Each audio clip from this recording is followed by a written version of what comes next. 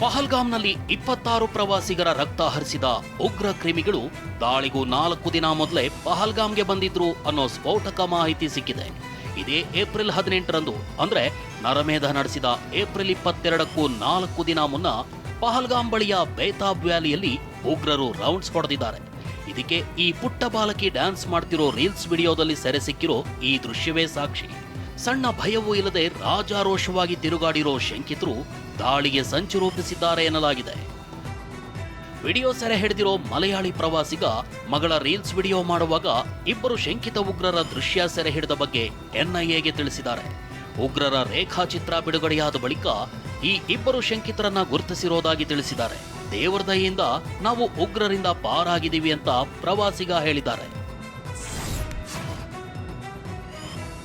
ಪಹಲ್ಗಾಮ್ನಲ್ಲಿ ಉಗ್ರ ದಾಳಿ ವೇಳೆ ಆಗಿದ್ದೇನೋ ಅನ್ನೋ ಮತ್ತಷ್ಟು ಸ್ಫೋಟಕ ಮಾಹಿತಿಯನ್ನ ಎನ್ಐಎ ತನಿಖಾ ತಂಡ ಪತ್ತೆ ಹಚ್ಚಿದೆ. ಬೈಸರನ್ ವ್ಯಾಲಿ ದಾಳಿಯಲ್ಲಿ ಒಟ್ಟು 4 ಭಯೋತ್ಪಾದಕರು ಭಾಗಿಯಾಗಿದ್ರು. ಪ್ರವೇಶ ದ್ವಾರದ ಮೂಲಕ ಇಬ್ಬರು ಉಗ್ರರು ಎಂಟ್ರಿ ಕೊಟ್ಟಿದ್ದು, ಓರ್ವ ಉಗ್ರ ಪ್ರವಾಸಿಗರು ತಪ್ಪಿಸಿಕೊಳ್ಳದಂತೆ ಎಕ್ಸಿಟ್ ಗೇಟ್ ಬಳಿ ಇದ್ದ. 4ನೇ ಭಯೋತ್ಪಾದಕ ಕಾಡಿನಲ್ಲಿ ಅಡಗಿ ಎಲ್ಲವನ್ನೂ ಗಮನಿಸ್ತಾ ಇದ್ದ. ಇಬ್ಬರು ಉಗ್ರರು ಸ್ಥಳೀಯ ವೇಷಭೂಷಣದಲ್ಲಿ ಪ್ರವೇಶಿಸಿದ್ರೆ, ಇನ್ನು ಇಬ್ರು ವೋರ್ ಟ್ರ್ಯಾಕ್ ಶೂಟ್ ನಲ್ಲಿದ್ದ ಮಾಹಿತಿ ಇದೆ. ಬೇಲ್ಪುರಿ ಮತ್ತು ಟೀ ಅಂಗಡಿಗಳ ಬಳಿ ಪ್ರವಾಸಿಗರ ಮೇಲೆ ದಾಳಿ ನಡೆದಿದ್ದು, ಹಿಂದೂಗಳನ್ನೇ ಟಾರ್ಗೆಟ್ ಮಾಡಲಾಗಿದೆ. ಧರ್ಮ ಕೇಳಿ ಕಲ್ಮಾ ಪಠಿಸಲು ಹೇಳಿ ಪಠಿಸದವರನ್ನ ಹತ್ಯೆ ಮಾಡಲಾಗಿದೆ. ದಾಳಿಯ ನಂತರ ಕಾಡಿನ ಮೂಲಕ ಎಲ್ಲಾ ಉಗ್ರರು ಪರಾರಿಯಾಗಿದ್ದಾರೆ. ಈ ಕುರಿತು 25 ಪ್ರತ್ಯಕ್ಷದರ್ಶಿಗಳಿಂದ ಸಾಕ್ಷ್ಯ ಸಂಗ್ರಹಿಸಿರೋ ಎನ್ಐಎ ಸ್ಥಳೀಯರು, ಅಂಗಡಿ, ಹೋಟೆಲ್ ಮಾಲೀಕರಿಂದಲೂ ಮಾಹಿತಿ ಸಂಗ್ರಹಿಸಿದೆ. ಉಗ್ರರ ದಾಳಿ ಕುರಿತ ಫೋಟೋ, ವಿಡಿಯೋಗಳನ್ನು ಪರಿಶೀಲಿಸಿದ್ದಾರೆ. ಪಹಲ್ಗಾಮ್ನಲ್ಲಿ ಪ್ರವಾಸಿಗರ ಮೇಲೆ ಉಗ್ರರ ದಾಳಿಯ ಭೀಕರ ದೃಶ್ಯ ಜಿಪ್ಲೈನ್ನಲ್ಲಿದ್ದಾತನ ಸೆಲ್ಫಿ ವಿಡಿಯೋದಲ್ಲಿ ಸೆರೆ ಸಿಕ್ಕಿತ್ತು. ವೈರಲ್ ಆಗಿರೋ ಈ ವಿಡಿಯೋದಲ್ಲಿ ಜಿಪ್ಲೈನ್ ಆಪರೇಟರ್ ಮೇಲೆ ಶಂಕೆ ವ್ಯಕ್ತವಾಗಿತ್ತು. ಇದರ ಬೆನ್ನಲ್ಲೇ ಜಿಪ್ಲೈನ್ ಆಪರೇಟರ್ ಮುಜಾಮಿಲ್ ಅನ್ನ ಎನ್ಐಎ ಅಧಿಕಾರಿಗಳು ವಶಕ್ಕೆ ಪಡೆದು ವಿಚಾರಣೆ ನಡೆಸಿದ್ದಾರೆ. ಅಲ್ಲಾಹು ಅಕ್ಬರ್ ಅಂದಿದ್ದ ಮುಜಾಮಿಲ್ ನನ್ನ ಜಿಪ್ಲೈನ್ ಸವಾರಿ ಮಾಡಿದ್ದ ರಿಷಿ ಭಟ್ ಶಂಕಿಸಿದ್ರು. ಇದರ ಬೆನ್ನಲ್ಲೇ ಎನ್ಐಎ ಅಧಿಕಾರಿಗಳಿಂದ ಮುಜಾಮಿಲ್ನ ತೀವ್ರ ವಿಚಾರಣೆ ನಡೆದಿದ್ದು, ಅಲ್ಲಾಹು ಅಕ್ಬರ್ ಘೋಷಣೆ ಸಹಜ ಪ್ರಕ್ರಿಯೆ ಅಂತ ಎನ್ಐಎ ಹೇಳಿದೆ. ಉಗ್ರರ ದಾಳಿ ವೇಳೆ ಅಲ್ಲಾಹು ಅಕ್ಬರ್ ಅಂತ ಮುಜಾಮಿಲ್ ಹೇಳಿದ್ದ. ಅಲ್ಲಾಹು ಅಕ್ಬರ್ ಅಂತ ಅವನು ಸಹಜವಾಗೇ ಹೇಳಿದ್ದಾನೆ. ಹಿಂದೂಗಳು ಹೇ ರಾಮ್ ಅನ್ನೋದಕ್ಕೆ ಇದು ಸಮಾನವಾಗಿದೆ. ಪ್ರಾಥಮಿಕ ವಿಚಾರಣೆಯಲ್ಲಿ ದಾಳಿಗೂ ಮುಜಾಮಿಲ್ಗೂ ನಂಟು ಕಂಡು ಬಂದಿಲ್ಲ ಅಂತ ಎನ್ಐಎ ತಿಳಿಸಿದೆ. ಆದರೆ ಉಗ್ರರ ದಾಳಿ ಆರಂಭವಾದ ಬಳಿಕ ರಿಷಿ ಭಟ್ನನ್ನ ಯಾಕೆ ಜಿಪ್ ಲೈನ್ ನಲ್ಲಿ ಬಿಟ್ರಿ ಅನ್ನೋ ಪ್ರಶ್ನೆಗೆ ಮುಜಾಮಿಲ್ ಸ್ಪಷ್ಟವಾಗಿ ಉತ್ತರಿಸಿಲ್ಲ ಎನ್ನಲಾಗಿದೆ. ಜಿಪ್ ಲೈನ್ ಆಪರೇಟ್ ಮಾಡ್ತಾ ಇದ್ದ ಮುಜಾಮಿಲ್ ಸೆಲ್ಫಿ ವಿಡಿಯೋ ಮಾಡ್ತಾ ಇದ್ದ ರಿಷಿ ಭಟ್ ನನ್ನ ಬಿಡುವ ಮುನ್ನ 3 ಬಾರಿ ಅಲ್ಲಾಹು ಅಕ್ಬರ್ ಎಂದಿದ್ದಕ್ಕೆ ಇದನ್ನ ಶಂಕಿಸಲಾಗಿದೆ. ಆದ್ರೆ ಅಲ್ಲಾಹು ಅಕ್ಬರ್ ಅನ್ನೋದು ಇಸ್ಲಾಂನಲ್ಲಿ ಸಹಜವಾದ ಪ್ರಕ್ರಿಯೆ. ಯಾವುದೇ ಘಟನೆ ನಡೆದಾಗ ಅಲ್ಲಾಹು ಅಕ್ಬರ್ ಅನ್ನೋದು ವಾಡಿಕೆ ಅಂತ ಕಾಶ್ಮೀರದ ನ್ಯಾಷನಲ್ ಕಾನ್ಫರೆನ್ಸ್ ಪಕ್ಷದ ನಾಯಕ ಇಮ್ರಾನ್ ನಬಿ ಹೇಳಿದ್ದಾರೆ. ಅಲ್ಲಾಹು ಅಕ್ಬರ್ ಎಂದಿದ್ದರ ಆಧಾರದಲ್ಲಿ ಅಮಾಯಕರನ್ನ ಗುರಿಯಾಗಿಸಬೇಡಿ ಅಂತ ತನಿಖಾ ತಂಡಕ್ಕೆ ಇಮ್ರಾನ್ ನಬಿ ಮನವಿ ಮಾಡಿದ್ದಾರೆ.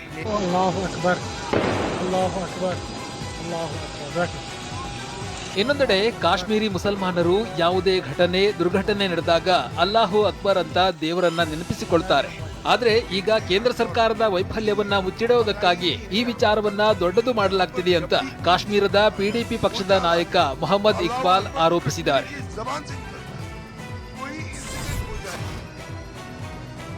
ಪಹಲ್ಗಾಮ್ ಉಗ್ರದಾಳಿ ಕುರಿತು ದೆಹಲಿಯಲ್ಲಿರೋ ಪ್ರಧಾನಿ ಮೋದಿ ನಿವಾಸದಲ್ಲಿ ಉನ್ನತ ಮಟ್ಟದ ಸಭೆ ನಡೆಸಲಾಗಿದೆ.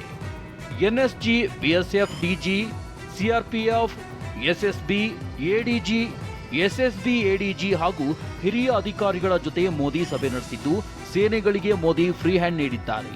ಉಗ್ರ ದಾಳಿಗೆ ಯಾವ ರೀತಿ ಉತ್ತರ ಕೊಡಬೇಕು ಸೇನೆಯೇ ನಿರ್ಧರಿಸಲಿ. ಟಾರ್ಗೆಟ್ ಹಾಗೂ ಸಮಯ ಸೇನೆಯೇ ನಿರ್ಧಾರ ಮಾಡಲಿ. ಭಯೋತ್ಪಾದನೆ ನಿರ್ಮೂಲನೆ ಮಾಡುವುದು ನಮ್ಮ ಬದ್ಧತೆ. ಪ್ರತೀಕಾರದ ವಿಧಾನವನ್ನ ಸೇನಾಪಡೆಗಳೇ ನಿರ್ಧರಿಸಲಿವೆ ಅಂತ ಅಧಿಕಾರಿಗಳಿಗೆ ಪ್ರಧಾನಿ ಸೂಚಿಸಿದ್ದಾರೆ. ಮತ್ತೊಂದೆಡೆ ಪ್ರಧಾನಿ ಮೋದಿ ಬುಧವಾರ ಬೆಳಗ್ಗೆ 11 ಗಂಟೆಗೆ ಸಚಿವ ಸಂಪುಟ ಸಭೆ ಕರೆದಿದ್ದು, ಭದ್ರತೆ ಮತ್ತು ಉಗ್ರರ ವಿರುದ್ಧ ಕೈಗೊಳ್ಳಬೇಕಾದ ಕ್ರಮಗಳ ಬಗ್ಗೆ ಚರ್ಚೆಯ ಸಾಧ್ಯತೆ ಇದೆ. ಪಹಲ್ಗಾಮ್ನಲ್ಲಿ ಪ್ರವಾಸಿಗರ ರಕ್ತ ಹರಿಸಿದ ಉಗ್ರ ಪೋಷಿತ ಪಾಕಿಸ್ತಾನಕ್ಕೆ ಇದೀಗ ಭಾರತದ ಪ್ರತೀಕಾರದ ದಾಳಿ ನಡೆಸೋ ಭಯ ತೀವ್ರವಾಗಿದೆ. ಭಾರತ ವಾಯುದಾಳಿ ನಡೆಸೋ ಭಯದಲ್ಲಿರುವ ಪಾಕಿಸ್ತಾನ ತನ್ನ ರಾಡಾರ್ ವ್ಯವಸ್ಥೆಯನ್ನ ಎಲ್ಒಸಿ ಗಡಿ ಭಾಗಕ್ಕೆ ಸ್ಥಳಾಂತರಿಸಿದೆ. 2019ರ ಪುಲ್ವಾಮಾ ದಾಳಿ ಬಳಿಕ ನಡೆದಿದ್ದ ಬಾಲಾಕೋಟ್ ವಾಯುದಾಳಿ, 2016ರಲ್ಲಿ ಉರಿ ದಾಳಿ, ಸರ್ಜಿಕಲ್ ಸ್ಟ್ರೈಕ್ಗಳಿಂದ ಪಾಠ ಕಲಿತ ಪಾಕಿಸ್ತಾನ ಉಗ್ರರನ್ನ ಸೇನಾ ಶಿಬಿರಗಳಿಗೆ, ಬಂಕರ್ಗಳಿಗೆ ಸ್ಥಳಾಂತರಿಸ್ತಾ ಇದೆ ಅಂತ ಹೇಳಲಾಗಿದೆ. ಭಾರತದ ಗುಪ್ತಚರ ಏಜೆನ್ಸಿ ಬಳಿ ಪಾಕ್ ಆಕ್ರಮಿತ ಕಾಶ್ಮೀರದಲ್ಲಿರುವ 42 ಸಕ್ರಿಯ ಭಯೋತ್ಪಾದಕರ ಶಿಬಿರಗಳ ಪಟ್ಟಿ ಇದೆ. ಈ ಶಿಬಿರಗಳ ಮೇಲೆ ದಾಳಿಯಾಗೋ ಭೀತಿ ಪಾಕಿಸ್ತಾನಕ್ಕೆ ದಿಗಿಲು ಹುಟ್ಟಿಸಿದೆ. ಭಾರತೀಯ ಸೈನಿಕರ ಹೆಸರೇಳಿಕೊಂಡು ಸಂಚು ಮಾಡುತ್ತಿರೋ ಪಾಕಿಸ್ತಾನದ ಗುಪ್ತಚರ ಸಂಸ್ಥೆ ಐಎಸ್ಐನ ಹೊಸ ಕುತಂತ್ರ ಬಯಲಾಗಿದೆ. ಭಾರತೀಯ ಟೋಲ್ ಪ್ಲಾಜಾಗಳಿಗೆ ಐಎಸ್ಐ ಏಜೆಂಟ್ಗಳು ಕರೆ ಮಾಡಿದ್ದು, ಭಾರತೀಯ ಸೈನಿಕರಂತೆ ಕರೆ ಮಾಡಿ ಮಾಹಿತಿ ಪಡೆಯಲು ಯತ್ನಿಸಿದ್ದಾರೆ. ನಾವು ಭಾರತೀಯ ಸೈನಿಕ ಅಧಿಕಾರಿಗಳು ಸೈನಿಕರ ವಾಹನಗಳ ಪ್ರಮಾಣದ ವಿವರಗಳನ್ನು ನೀಡಿ ಅಂತ ಮೊಕೇರಿಯನ್ ಟೋಲ್ ಪ್ಲಾಜಾಗೆ ಕರೆ ಮಾಡಿ ಡ್ರಾಮಾ ಮಾಡಿದ್ದಾರೆ. ಆದರೆ ಐಎಸ್ಐ ಕಳ್ಳಾಟ ಪತ್ತೆ ಹಚ್ಚಿದ ಟೋಲ್ ಮ್ಯಾನೇಜರ್ ಯಾವುದೇ ಮಾಹಿತಿ ಬಹಿರಂಗಪಡಿಸಿಲ್ಲ. ಗಡಿ ಭಾಗದ ವಿವಿಧ ಟೋಲ್ ಪ್ಲಾಜಾಗಳಿಗೆ ಐಎಸ್ಐ ಕರೆ ಮಾಡಿದ್ದು, ಅನುಮಾನಾಸ್ಪದ ಕರೆಗಳಿಗೆ ಪ್ರತಿಕ್ರಿಯೆ ನೀಡದಂತೆ ಭಾರತೀಯ ಸೇನೆ ಸೂಚಿಸಿದೆ. ಮತ್ತೊಂದೆಡೆ ಭಾರತದ ಸೇನಾ ಶಾಲೆಗಳಿಗೆ ಪಾಕ್ ಸೈಬರ್ ಹ್ಯಾಕರ್ಗಳಿಂದ ದಾಳಿಗೆ ಯತ್ನಿಸಲಾಗಿದೆ. ಆದರೆ ಭಾರತದ ಸೈಬರ್ ಕ್ರೈಮ್ ಇಲಾಖೆ ಹ್ಯಾಕರ್ಗಳ ಯತ್ನ ವಿಫಲಗೊಳಿಸಿದೆ. ಪಹಲ್ಗಾಮ್ನಲ್ಲಿ ಪ್ರವಾಸಿಗರ ಮೇಲಿನ ಉಗ್ರರ ದಾಳಿ ಹಿಂದೆ ಪಾಕಿಸ್ತಾನದ ಕೈವಾಡ ಇರೋದು ಮಗದೊಮ್ಮೆ ಸಾಬೀತಾಗ್ತಿದೆ. ಇದೀಗ ಬಯಲಾಗಿರುವ ಸ್ಫೋಟಕ ಮಾಹಿತಿ ಪಾಕಿಸ್ತಾನ ಸೇನೆಯ ಕರಾಳ ಮುಖವನ್ನ ಮತ್ತೊಮ್ಮೆ ಬಯಲು ಮಾಡಿದೆ. ಉಗ್ರರ ದಾಳಿ ಹಿಂದೆ ಪಾಕ್ ಮಾಜಿ ಸೇನಾಧಿಕಾರಿ ಕೈವಾಡ ಇರುವುದು ದೃಢವಾಗಿದೆ. ಪಾಕಿಸ್ತಾನದ ಅರೆಸೇನಾ ಪಡೆ ಕಮಾಂಡೋ ಆಗಿದ್ದ ಹಾಶಿಮ್ ಮೂಸಾ ದಾಳಿಗೂ ಮುನ್ನ ಕಾಶ್ಮೀರಿ ಯುವಕರಿಗೆ ತರಬೇತಿಯನ್ನ ನೀಡಿದ್ದ. ದಾಳಿ ಬಳಿಕ ಉಗ್ರರು ತಪ್ಪಿಸಿಕೊಳ್ಳೋದಕ್ಕೆ ರೂಟ್ ಮ್ಯಾಪ್ ನೀಡಿದ್ದ ಎನ್ನುವ ಸ್ಫೋಟಕ ಮಾಹಿತಿ ಎನ್ಐಎ ತನಿಖೆ ವೇಳೆ ಬಹಿರಂಗವಾಗಿದೆ.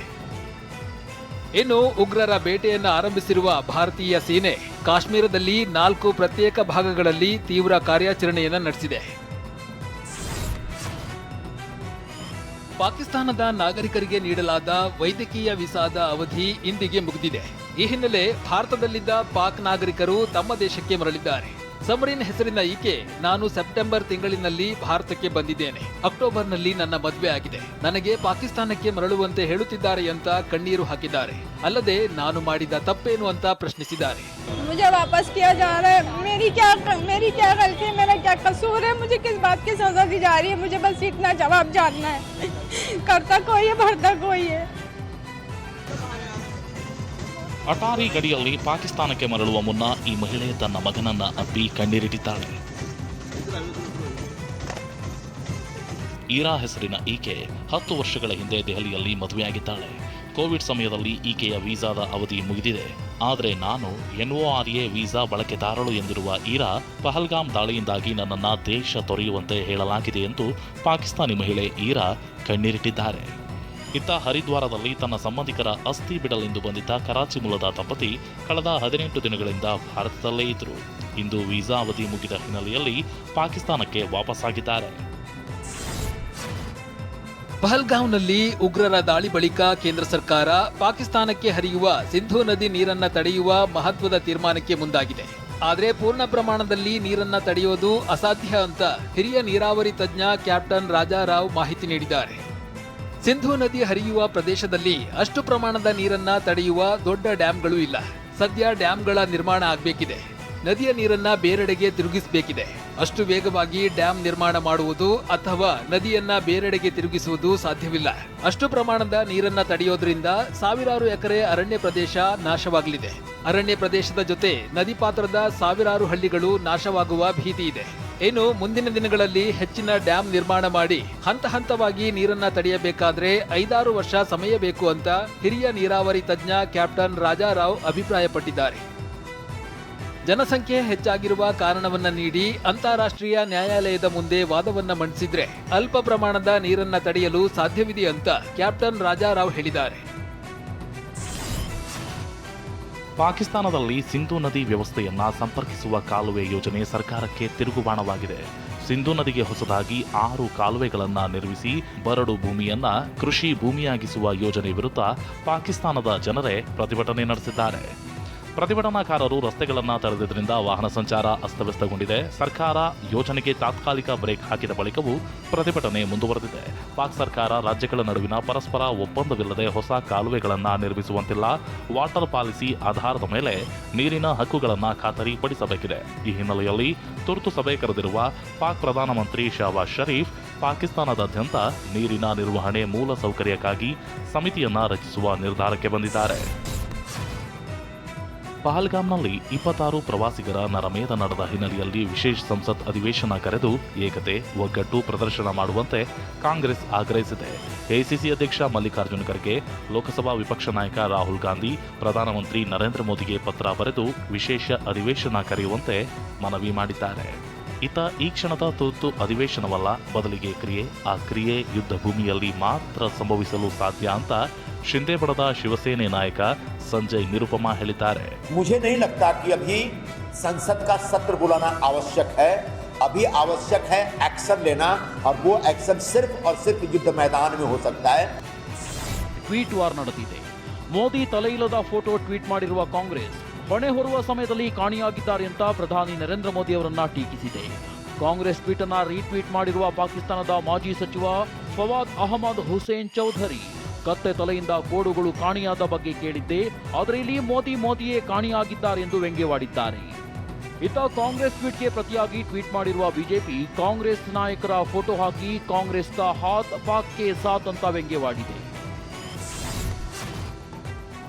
ಹೊಣೆ ಹೊರುವ ಸಮಯದಲ್ಲಿ ಕಾಣಿಯಾಗಿದ್ದಾರೆ ಎಂದು ಕಾಂಗ್ರೆಸ್ ಮೋದಿ ತಲೆಯಿಲ್ಲದ ಫೋಟೋ ಟ್ವೀಟ್ ಮಾಡಿರೋದರ ವಿರುದ್ಧ ಬಿಜೆಪಿ ನಾಯಕರು ಕಿಡಿಕಾರಿದ್ದಾರೆ. ಸರ್ತಾನ್ ಸೆ ಜೂದಾ ಘೋಷಣೆ ಲಷ್ಕರ್ ಎ ಪಾಕಿಸ್ತಾನ್ ಕಾಂಗ್ರೆಸ್ ಸಿದ್ಧಾಂತವಾಗಿದೆ ಎಂದು ಬಿಜೆಪಿ ನಾಯಕ ಗೌರವ್ ಭಾಟಿಯಾ ವಾಗ್ದಾಳಿ ನಡೆಸಿದ್ದಾರೆ. शरीर है, सर नहीं है. सर तन से जुदा आज लश्कर ए पाकिस्तान कांग्रेस की विचारधारा आधारशिला उनका चरित्र बन गई. ಕಾಂಗ್ರೆಸ್ ಗೆ ಹಾತ್ ಪಾಕಿಸ್ತಾನ್ ಕೆ ಸಾಥ್ ಎಂದು ಟ್ವೀಟ್ ಮಾಡಿದ್ದ ಬಿಜೆಪಿ ವಿರುದ್ಧ ಕಾಂಗ್ರೆಸ್ ನಾಯಕ ಬಿಕೆ ಹರಿಪ್ರಸಾದ್ ತಿರುಗೇಟು ನೀಡಿದ್ದಾರೆ. ಬಿಜೆಪಿಯವರು ಘೋಷಣಾ ವೀರರು, ಯುದ್ಧ ವೀರರು ಒಬ್ಬರು ಇಲ್ಲ ಅಂತ ಕಿಡಿಕಾರಿದ್ದಾರೆ. ಭಾರತೀಯ ಜನತಾ ಪಾರ್ಟಿ ಅವ್ರಿಗೆ ಸ್ಲೋಗನ್ಗೇನು ಕಮ್ಮಿ ಇಲ್ಲ. ಮೊದಲಿಂದನೂ ಬರೀ ಸ್ಲೋಗನ್ನೇ, ಅವ್ರದ್ದು ಘೋಷಣೆನೇ, ಬರೀ ಘೋಷಣಾ ವೀರರು ಅಷ್ಟೇ. ಅಲ್ಲಿ ಯುದ್ಧದ ವೀರಗಳು ಯಾರೂ ಇಲ್ಲ. ಯುದ್ಧ ಮಾಡಿ ತೋರಿಸಿದ್ರೆ ಗೊತ್ತಾಗುತ್ತೆ. ಬರೀ ಘೋಷಣಾ ವೀರರು ಏನು ಮಾಡೋಕ್ಕಾಗುತ್ತೆ? ಘೋಷಣೆನೇ ಅವ್ರದ್ದು, ಅವರ ಗೊಬ್ಬರ, ಘೋಷಣೆನೇ ಅವ್ರಿಗೆ ಊಟ, ಘೋಷಣೆನೇ ಅವ್ರಿಗೆ ತಿಂಡಿ. ಬರೀ ಘೋಷಣೆಗಳು ಮಾಡ್ಕೊಂಡು ಯಾವುದೇ ಒಂದೇ ಒಂದು ಘೋಷಣೆಯನ್ನು ಯಶಸ್ವಿಯಾಗಿ ಮಾಡಿದ್ದಾರೆ ಅಂತ ಕೇಳಿ ನೋಡಿ.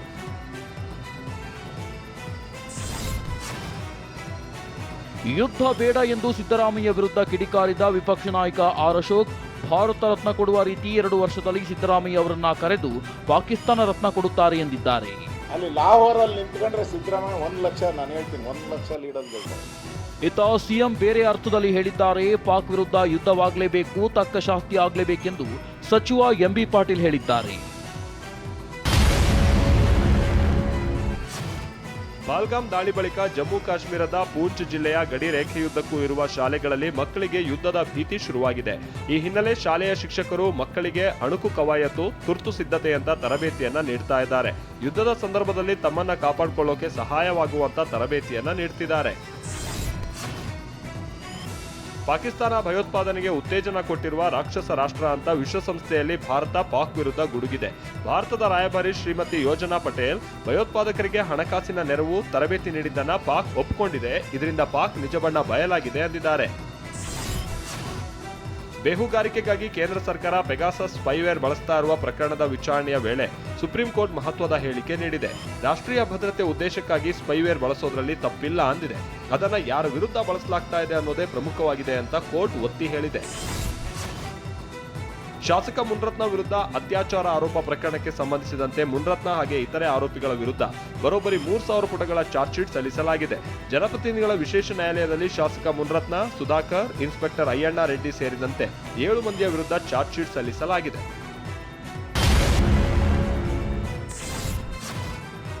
ಶಾಸಕ ಮುನಿರತ್ನ ರಾಜಕೀಯ ಎದುರಾಳಿಗಳನ್ನು ತಮ್ಮ ಪರ ಕೆಲಸ ಮಾಡುವಂತೆ ಮಾಡಲು ಕೆಲವು ಪೊಲೀಸ್ ಅಧಿಕಾರಿಗಳ ಅಶ್ಲೀಲ ಫೋಟೋ ವಿಡಿಯೋ ಚಿತ್ರೀಕರಣ ಮಾಡಿರುವುದು ತನಿಖೆ ವೇಳೆ ರಿವೀಲ್ ಆಗಿದೆ.